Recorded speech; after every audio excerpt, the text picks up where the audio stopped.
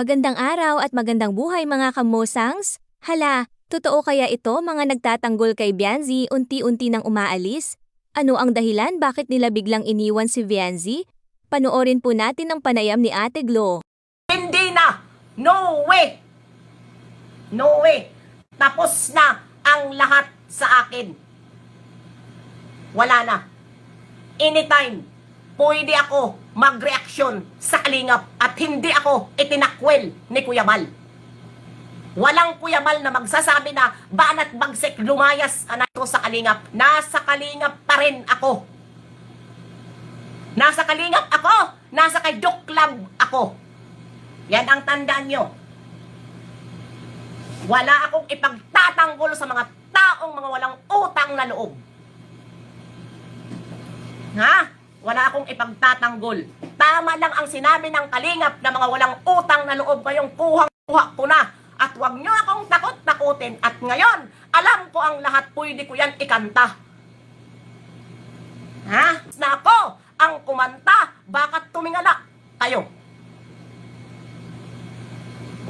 Ha? Dahil hawak ang prop kung ano ang pinaggagawa nyo ng mga katarantaduhan na wala namang kayong nagagawang, ha? Mga pang-ano nyo, pang-tatakot nyo sa mga tao naman, sa mga tao na wala naman pala kakwinta-kwinta. Ha? Huwag ako. Ano naman halata naman bakit binabanatan araw-araw si Duklab? Tapos sasabihin mo, sinabi ko sa'yo, kayo, na natatakot ako kay Mang Rene for the content lang? Wow! Ha? Kayo nga ilang beses ko na nga kayo ikinontent tapos matatakot pa ako? Sino kayo para katakutan ko? Ha? Dahil yung mga sponsor dyan may nagsasabi, takot na ngayon si Duklab, takot na ngayon ang Kalingap, kasi ang si Purjiki na ngayon ang humahawak ng kasyo! Ha? Takot na ngayon si Duklab, takot na ngayon si Kuya Bal, kasi ang kaso ni Ido, si Purjiki na ang humahawak! Diyos ko Lord, tingnan natin, tingnan natin, si Purjiki versus Kalingap. Kung hanggang kailan, hanggang kailan ang labanan nyo? Wala na! Wala na! Takot na kayo! Takot na kayo! Kasi ang si Purjiki na ang bahala sa Kalingap, kay Ido! Takot na kayo! Ay, di wow, sana all. Takot, di wow, takot, di wow. Hindi ako takot. Kahit ka maglabas ng conversation natin, no way. Never, never, never, never matakot si Ate Glo. Dahil kahit kailan, never ako naglabas ng conversation dahil wala akong mga conversation na tinatago against sa Kalingap. At hindi kami nag-uusap ni Kuya Bal patungkol sa mga ganyan na bagay. Bakit niyo ako paggawa-gawaan ng istorya? Mga hinayupak kayong mga sipuro, Gigi kayo na mga Gigi galunggong. Sino kayo nakakatakutan ko? Sino kayo na tatakutan ko?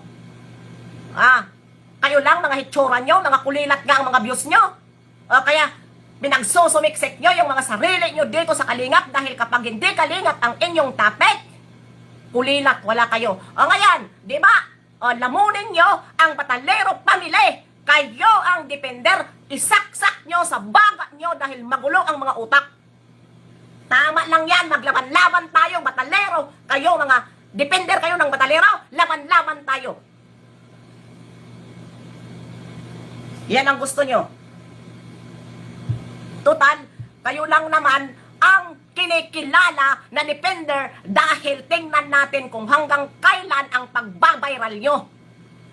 Kaya isaksak nyo sa mga bunganga nyo, sa mga kukotin nyo ang Batalero. Huwag kami. Mga anak kayo ng hinayupak. Ha?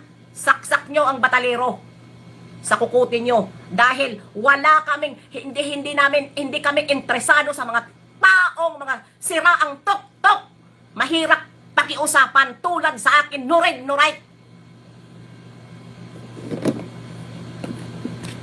Ha? Mahirap pakiusapan. Ganyan yun. Ha? Shoutout Ate Glo sa lahat. Ayan, iwanan na yung fiancé, yung pamilya na yan, mga walang utang na loob.